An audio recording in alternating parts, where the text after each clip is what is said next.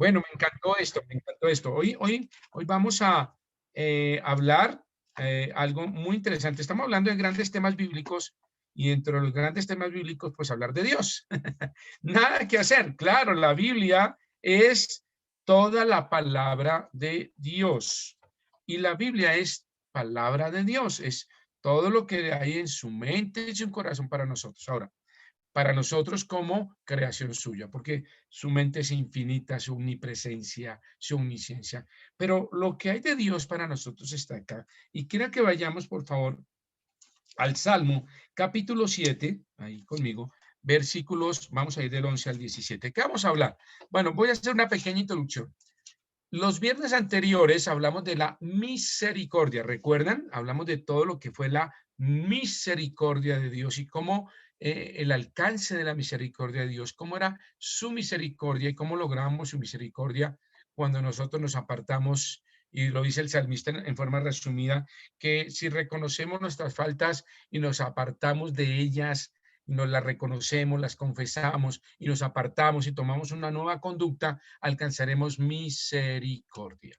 Entonces, hablamos de esa misericordia que Dios ha tenido con nosotros a través de toda la vida. Pero quería unir ese versículo, antes de eso, vayan, dejen Salmo 7 y vayan al Salmo 145 para unirlo con lo que vamos a hablar esta noche.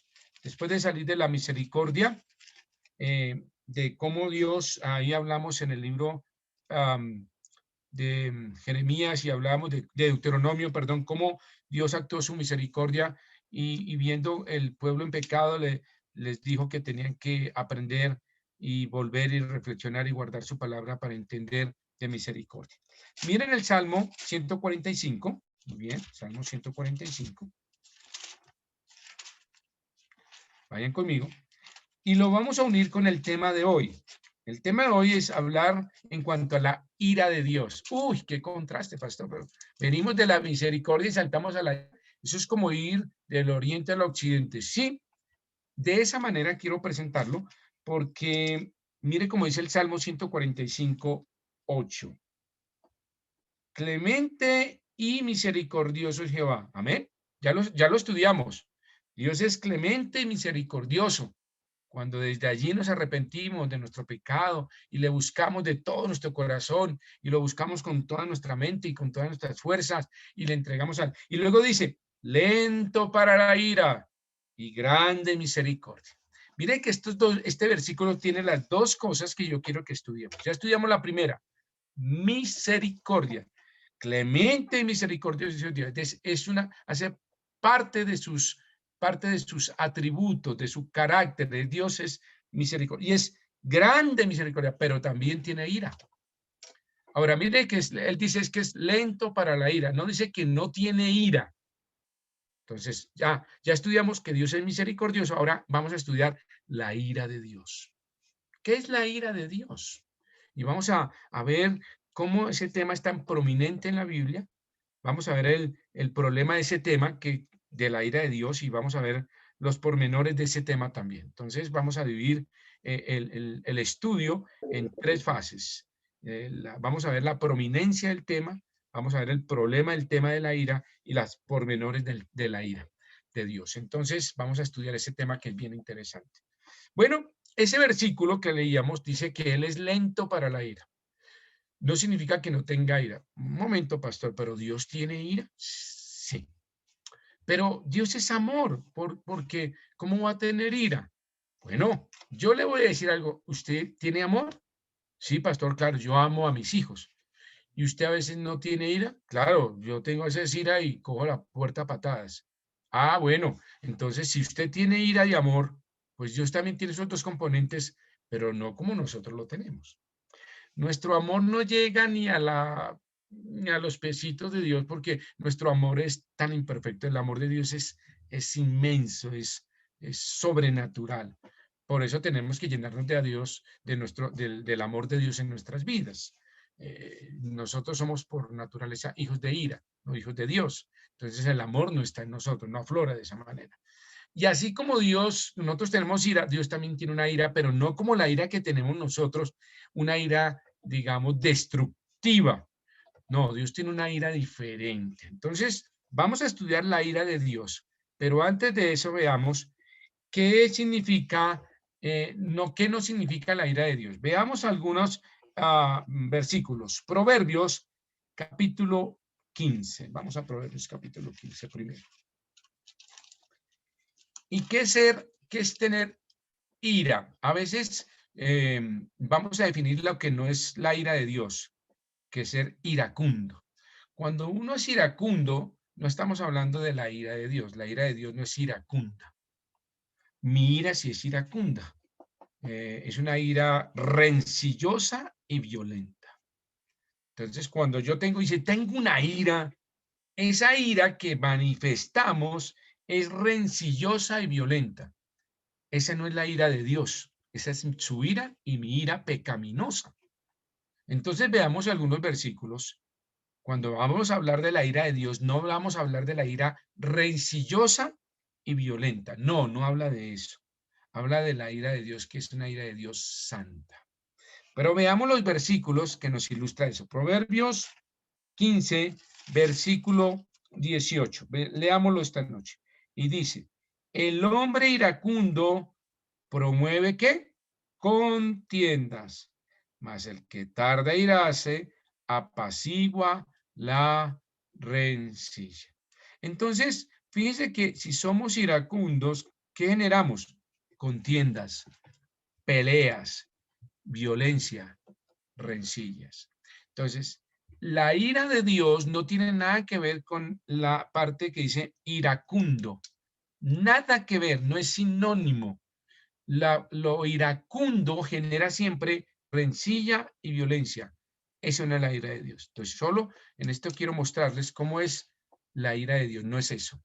Lo que está hablando Proverbios es la ira de nosotros. Somos así, violentos, rencillosos, amargados, vengativos. Esa es la ira, pero no es la ira de Dios. Veamos otro versículo que nos ilustra ahí en 21:19. Vayan a Proverbios 21:19. Estamos hablando de la ira, digamos, humana, la ira maliciosa, rencillosa y violenta, pecaminosa. Ahora, si usted es iracundo, usted es pecaminoso, porque la ira no tiene nada que ver con el carácter de Dios, la ira tiene que ver con el pecado. Ahora mira el versículo 21:19. Mejor es morar en la tierra desierta que con la mujer rencillosa e iracunda. Qué versículo tan fuerte, ¿cierto? Dice que es mejor estar en el desierto solo, con la arena y con el sol, que estar con mujer rencillosa e iracunda. Fíjese lo que produce la ira. Rencilla, enemistad, separación. Dice acá, es mejor estar en el desierto solo que estar, ahora dice mujer. Entonces dice, pastor, entonces es duro para las mujeres. No, no le ponga la palabra mujer solamente. Ponga su nombre. Ponga su nombre ahí. Ponga su nombre ahí. Que con Mauricio Rencilloso Iracundo. Ponga su nombre. Sea valiente. Sea valiente y ponga su nombre. Porque eso es lo que a nosotros nos invade nuestro corazón. La ira, la rencilla, la violencia. Y genera separaciones, divisiones, dolor y amargura. ¿Esta es la ira de Dios que vamos a estudiar? No. Estos versículos hablan de nuestra ira pecaminosa, humana.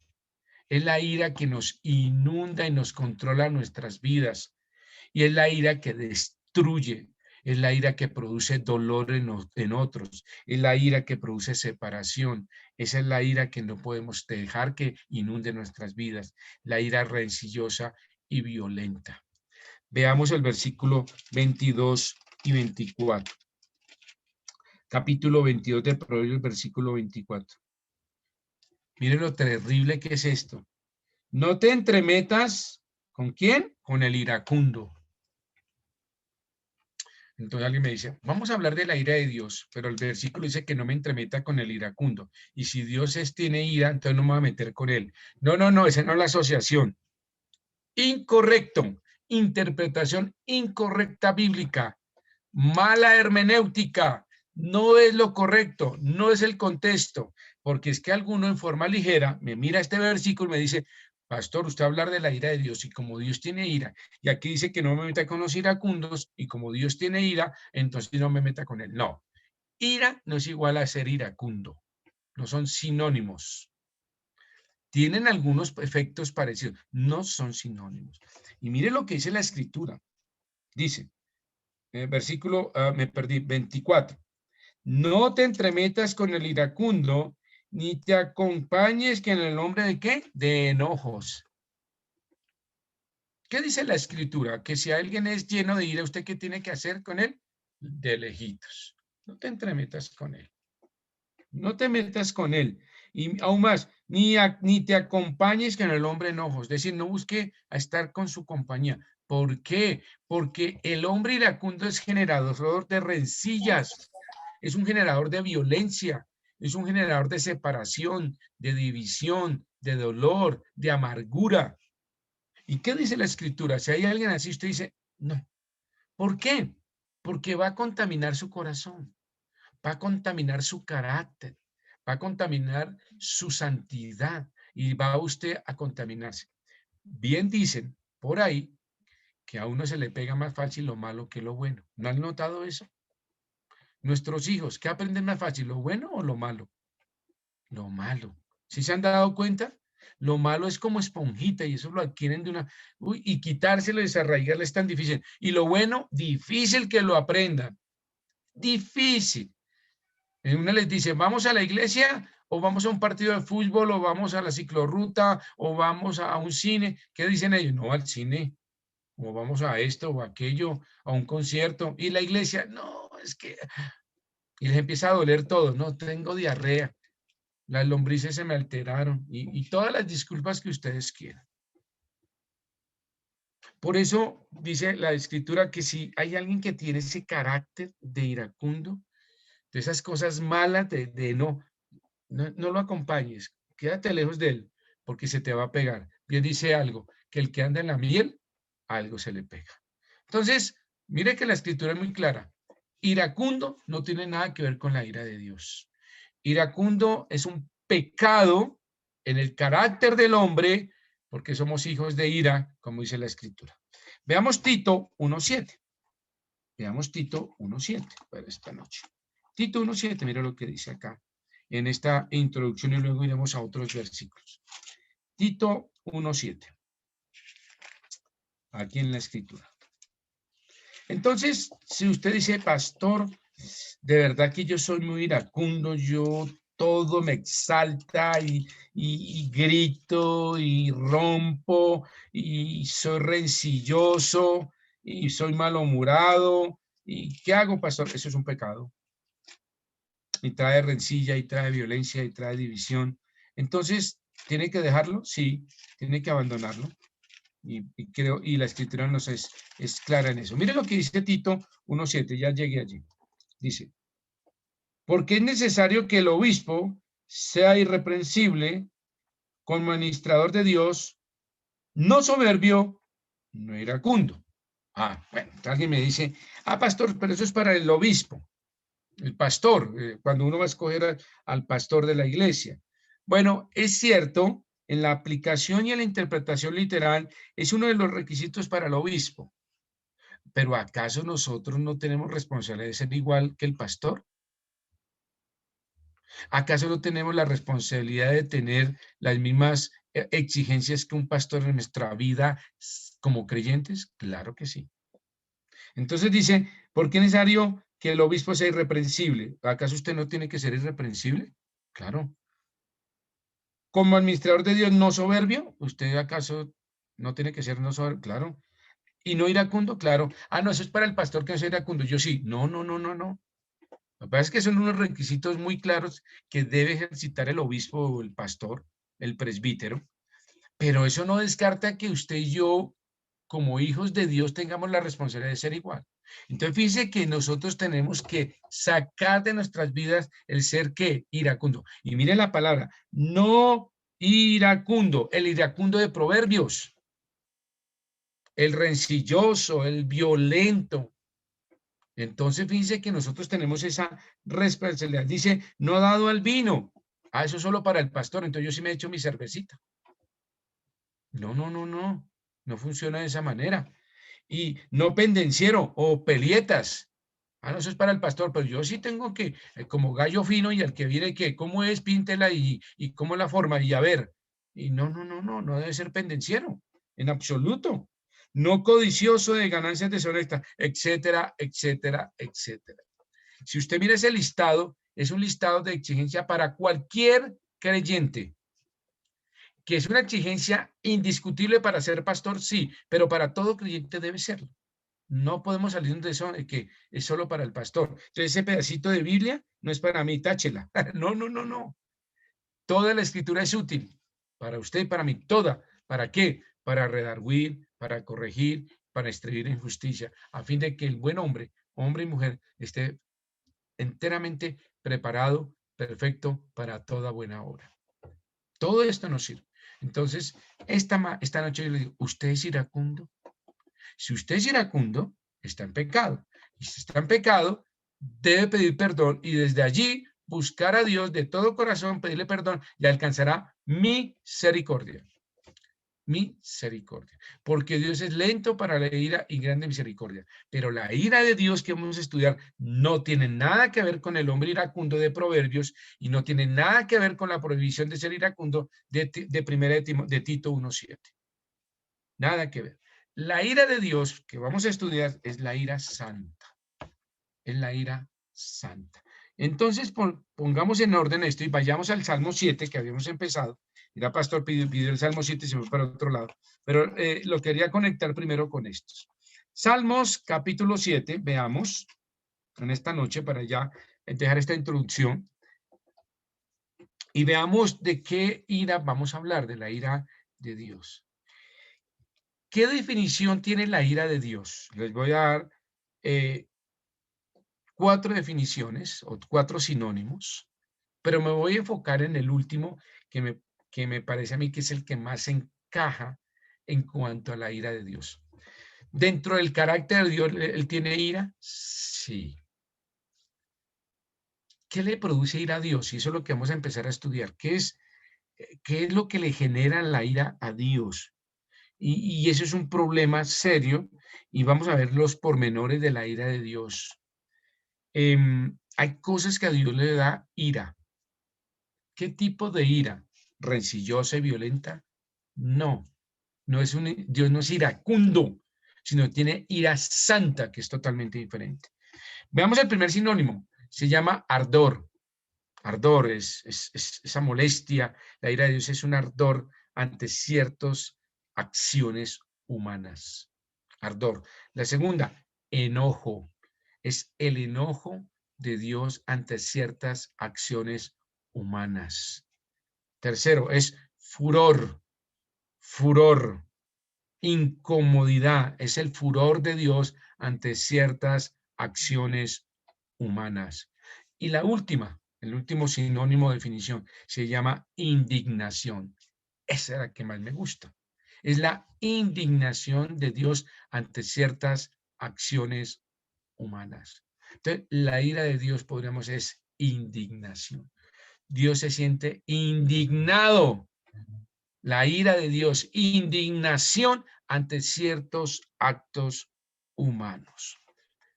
Veamos Salmos capítulo 7, versículos 11 al 17.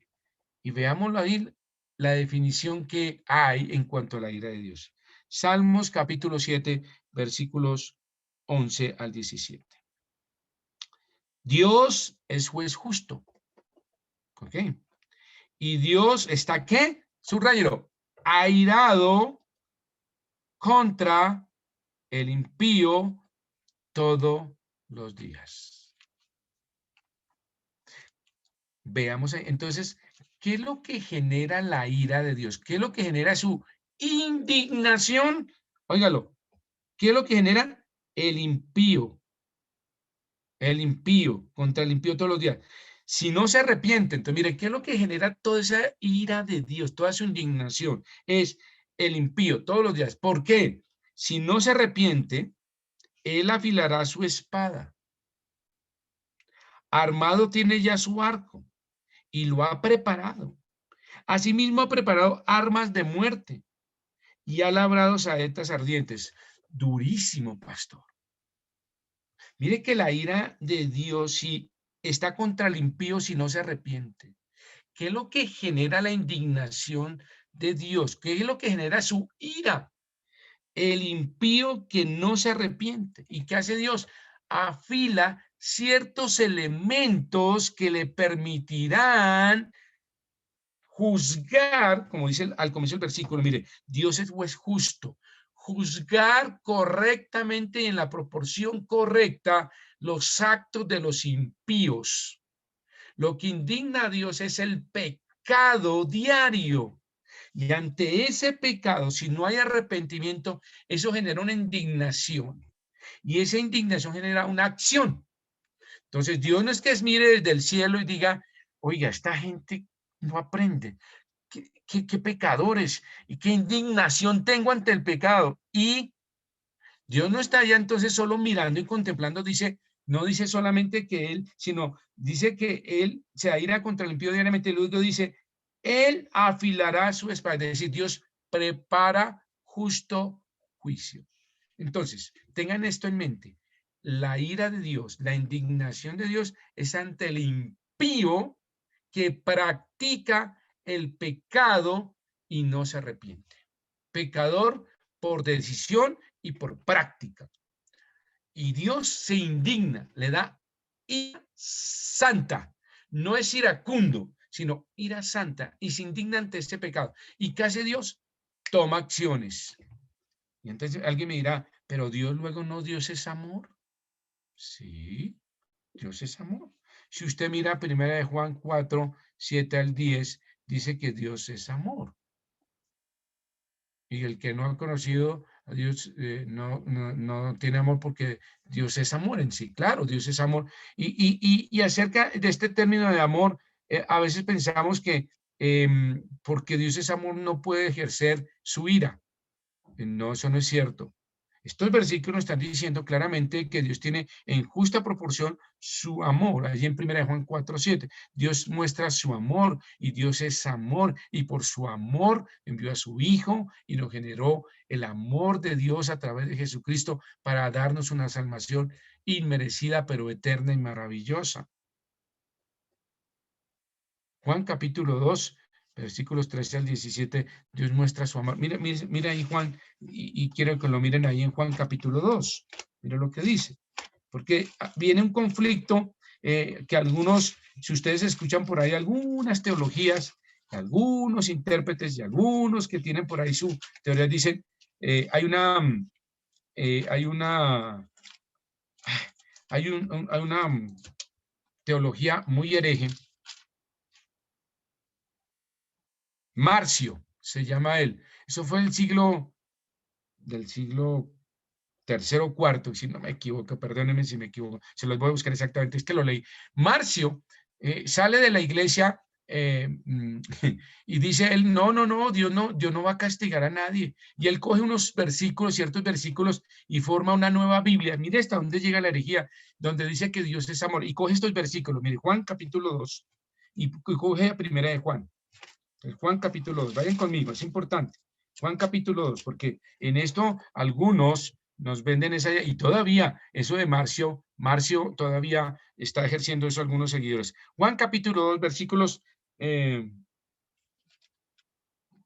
no, perdón, primera de Juan, perdónenme, primera de Juan, es que San Juan, primera de Juan, perdónenme, estaba con San Juan allí.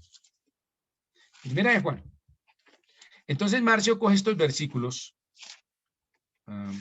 discúlpeme, acá primera de Juan. Primera de Juan capítulo 4, versículo 7 al 10. Mire, coge el esto y dice así. Primera de Juan 4, me fui al 2, perdón. 7. Amados, amémonos unos a otros porque el amor es de Dios.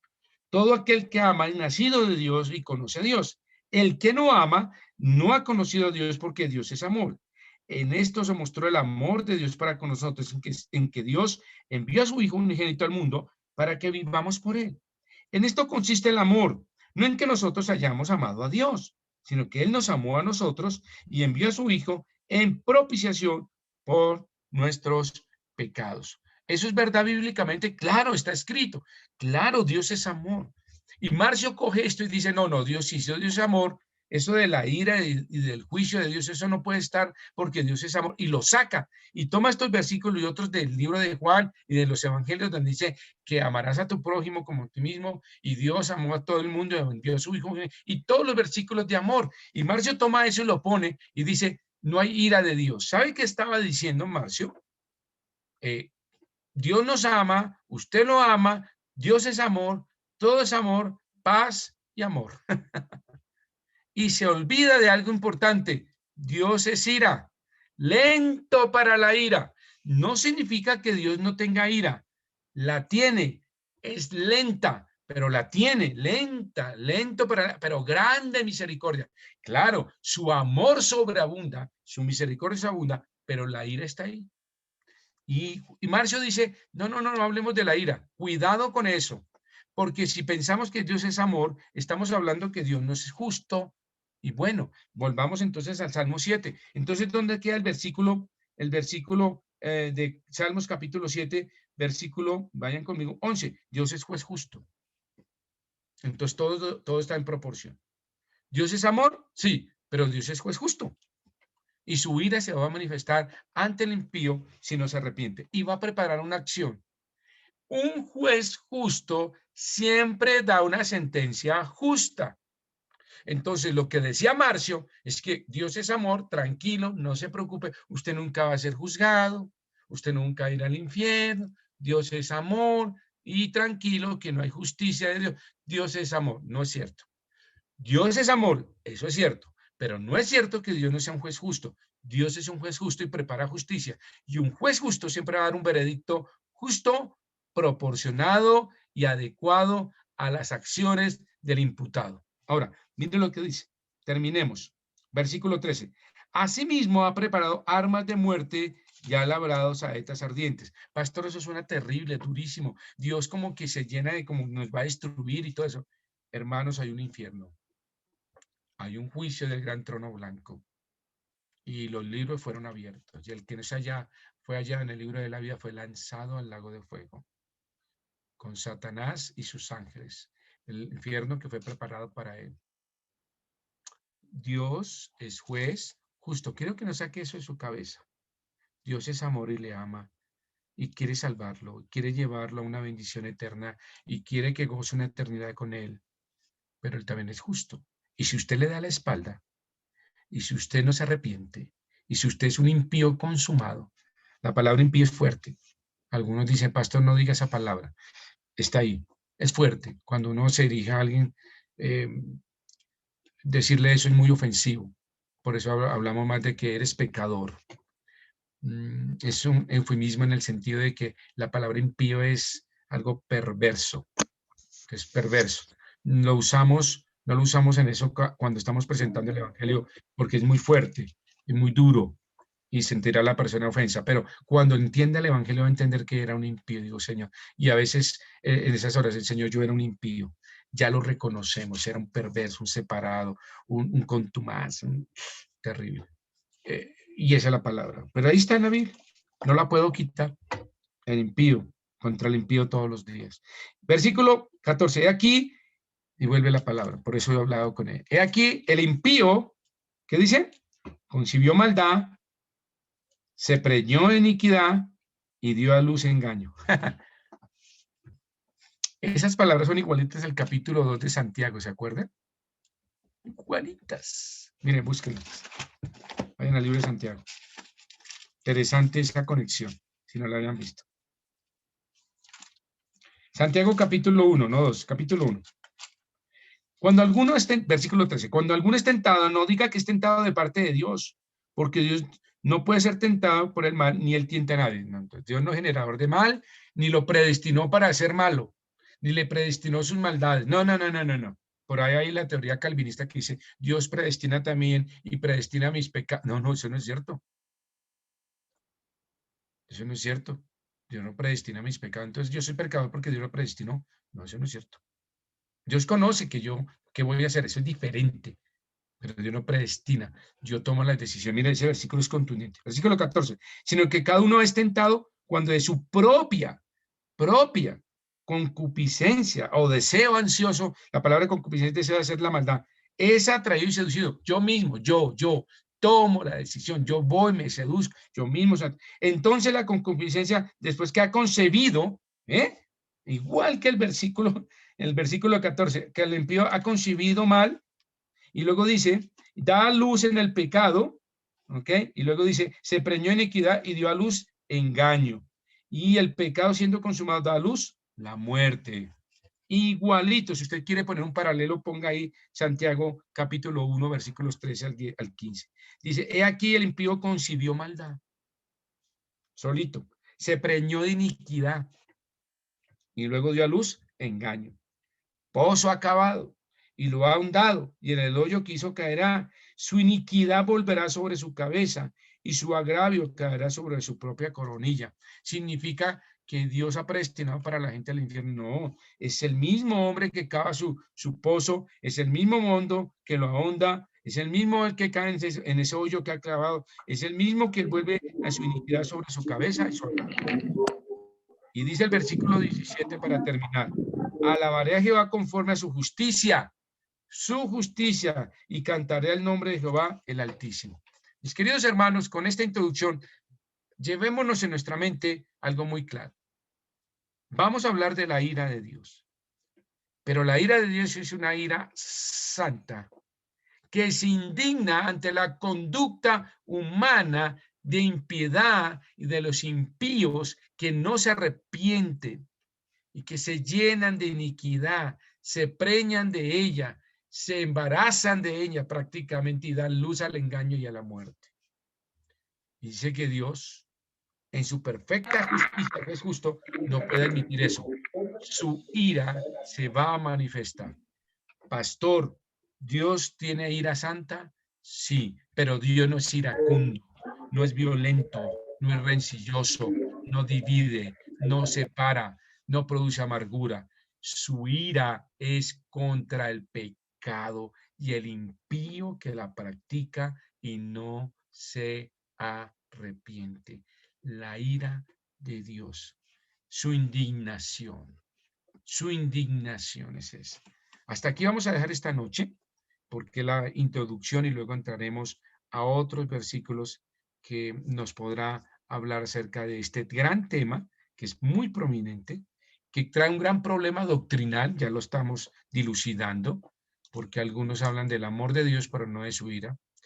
Y vamos a hablar de los pormenores, de los detalles de la ira de Dios y de los desafíos que tenemos para nosotros. Es un tema muy pertinente que tenemos que aprender y compartir con otros en una forma, y yo les voy a decir esto, cuando compartamos de la ira de Dios tiene que ser una forma muy escritural, teológica, pero con mucho amor y mucho tacto, con mucho cuidado, porque la gente no está acostumbrada a saber que un día tendrán que ser juzgados y que la ira de Dios vendrá sobre ellos. Apenas le decimos eso a las personas, tenemos que tener mucho cuidado, mucha prudencia y sabiduría de presentar el evangelio, que Dios es amor y les ama, pero que si le dan la espalda, Él será juez justo. Tenemos que decírselo, no lo podemos ocultar, pero pidámosle a Dios que nos dé sabiduría y las palabras correctas bíblicas para decirles, si tú no te coges al amor de Dios, te coges a la ira de Dios. Tenemos que aprender a decirlo en su justa medida. Si tú no te acoges al amor de Dios hoy, tendrás que acogerte a la ira de Dios en el futuro. Pero no hay términos medios, porque la ira de Dios está desde los cielos contra los impíos todos los días, todos los días, todos los días. Amado Padre, gracias damos, Señor, esta noche por tu palabra. Señor, mira nuestras vidas. Y si hay el pecado de ira, soy un iracundo, un hijo de ira, Señor, perdóname. Quítame esta rencilla, esta violencia, este desasosiego, esta división, este pecado que me amarga, me consume, que nada me tiene contento, que cualquier situación, por más leve, aflora en mi exterior, en mi parte verbal y corporal, la ira iracunda que hace daño, Señor. Te pido que perdones mis acciones verbales y mis acciones corporales de ira, y ahora, Señor, te pido que tengas el control de mi vida, que tengas el control absoluto de mi corazón, de mis acciones, de mi pensamiento.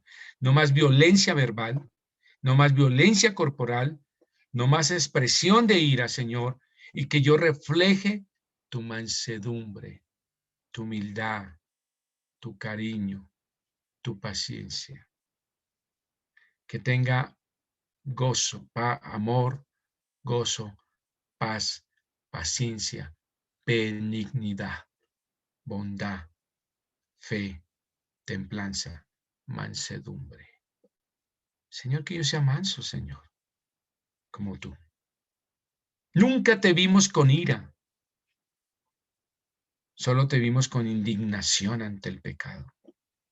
Señor, permíteme tener ese corazón tuyo, porque si yo tengo ira, soy hijo de ira, y aún el pecado reina en mí.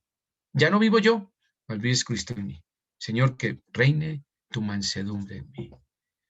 Señor, quítame cada día más la ira, que yo, mis hijos, mi esposa, mi familia, mi iglesia, mi sociedad, mi jefe, mis compañeros, vean que yo soy un hombre y una mujer, un joven manso, controlado bajo tu poder y tu amor. Señor, ahora que vamos a estudiar de ti, Señor, la ira que tú nos quieres mostrar, cuál es ese sentimiento, ese carácter que hay en ti, Señor, que aprendamos que tú eres un juez justo. Enséñanos a presentar el evangelio también de amor, pero de justicia. Y que tú eres un juez justo, y que no habrá condenación si no hay pruebas. Las pruebas están, Señor. Y fueron abiertos los libros, y todos fueron juzgados por lo que en él estaban escritos. Señor, gracias porque eres bueno con nosotros. Lo pedimos en Cristo Jesús. Amén y amén. Queridos hermanos,